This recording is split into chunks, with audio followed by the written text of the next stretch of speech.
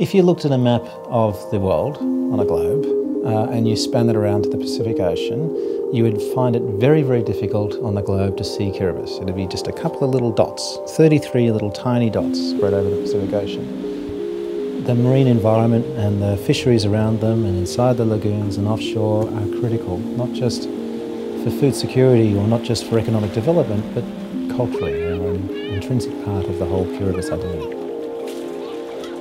Last year in 2013, the Kiribati government earned about $86 million from tuna fisheries revenue, from joint ventures and dividends and access fees and all those types of things. That's about 60 or 70% of the entire revenue that the Kiribati government earned in 2013. So obviously when you look at it that way, fisheries are really important. That's how the government pays for hospitals and pays for schools. But at the same time, Kiribati fisheries are absolutely vital to food security. The fish that people catch, and maybe they sell it on the market on the side of the road, or maybe they or someone in their extended family eats it, that's about 75% of what everyone eats every single day.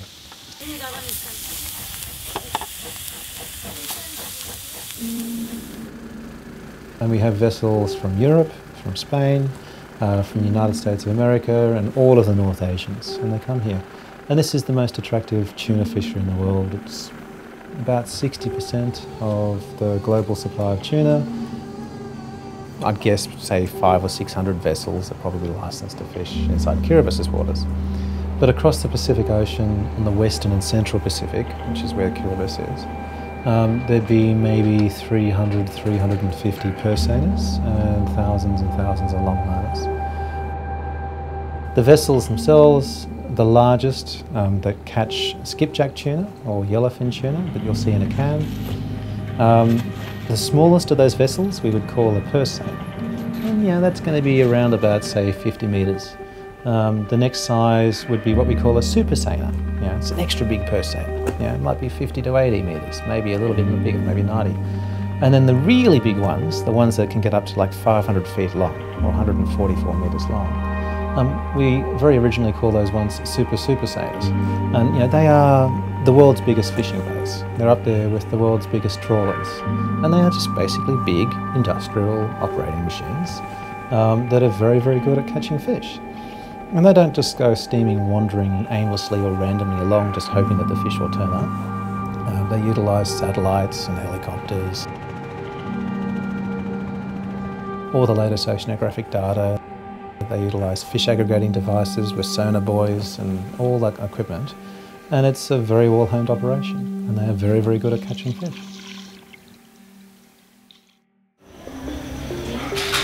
I started fishing around the 90s. And I still fishing until 2005. And I stopped it. Those days, in the 90s, we catch a lot of fish. Almost every day in a week, we can catch not less than 200. I'm true about this. We always went out fishing and came back with a boat full, Before we can catch a lot of money from catching the tunas, We can sell it out, we can eat it, we have enough for our family. But nowadays for me, I think they cannot really survive in this kind of our local way how to fish, So I think maybe a few more years they can still survive. But later I think we cannot.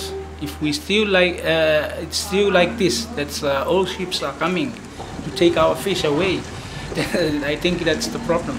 It will start getting bad and bad, It will never getting better, Before we can have for one boat, they come back with almost 50 yellowfin, but that's among those 3 boats. But now they can come back with only 5, 3, 7. I figure like that. But with small tuna, they can come back with almost 100 over 100 last maybe 2 or 3 years, 4 years ago. But now they can come back with only almost 10. That's a big change. with their catch. Now we are not the only fishermen in our ocean, in our sea. You know, we can see that now that we have a lot of ships from other countries coming here and take maybe a lot of fish. That's why with modern technique, with nets and something like that. That's why we cannot catch what we used to catch. They can come back without fish, and sometimes our fishermen say that they blame those ships coming. They use the long nets to catch fish, and they blame too for the tuna, because they catch the tuna too, maybe the small ones, so, and that can cause the problem. When they went out to catch fish, they return without. I feel very sorry for the people of Greenpeace, because I know they rely on the fish for their food and for the money.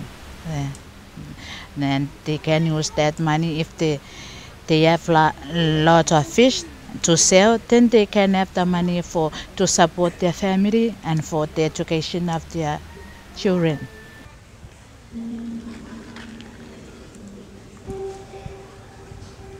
Ngay na wala tayong kay na business natin sa kaligiran ito po si kiti tiako tapi tay ang hindi tayo anapen rus ang tapi tayo aman naman pun ang hindi tayo kanga ibun sipun dota kina yita tayo kana arus awawan na kabuo mina pangayin kan na pun dota kina kabuo min tapari ngaya kana mga ngon nako kana ariga kanay ya kana kan sepatawag kan min pai kana aro na bakol. There are really good opportunities, I think, in Kiribati to increase the participation of artisanal tuna fishers, so that you get more money going, more horizontally, rather than going through a foreign fishing corporate company that then pays licensing fees and taxation and then gets distributed through government revenue. It's vital that Kiribati maintains its food security through fisheries, and ultimately that will mean that Kiribati will have to allocate part of those oceanic fisheries to food security. If you can do that and also be able to create something that can give people cash through employment, then that's fantastic. And you've got to be able to do both. They are making us worry about our kids in the future. We rely on the ocean. That's only our resource for us, the ocean. And now they are start getting more and more big boats coming. We will ask them to think also about us, not only for them, because we are the same in this world. How can we survive later when the ocean is completely, for example, exhausted? I think we have no other chance to live, especially as the Highlanders. We cannot survive without our ocean. Yeah, that's how we're going to say to them. If they want to hear it, I think they will, because they will feel sad for us also. They will feel sorry for us if they know that we are the people of the sea. Yeah, that's all. I think that's all I can say to those guys, those big guys.